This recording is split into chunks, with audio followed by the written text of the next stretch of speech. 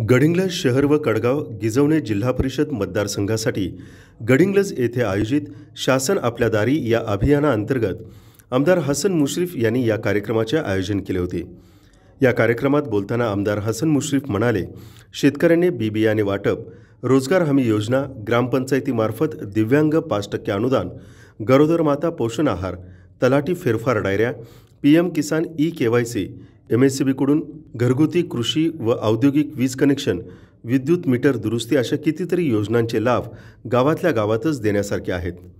या लाभार्थ्यांच्या आकड्याचा फुगवटा करण्यासाठी जनतेला ताटकळ ठेवून शासन आपल्या दारी उपक्रमातच येऊन लाभ घेण्याचा अट्टहास अधिकाऱ्यांनी करू नये, असं मुश्रीफ यावेळी बोलताना म्हटले।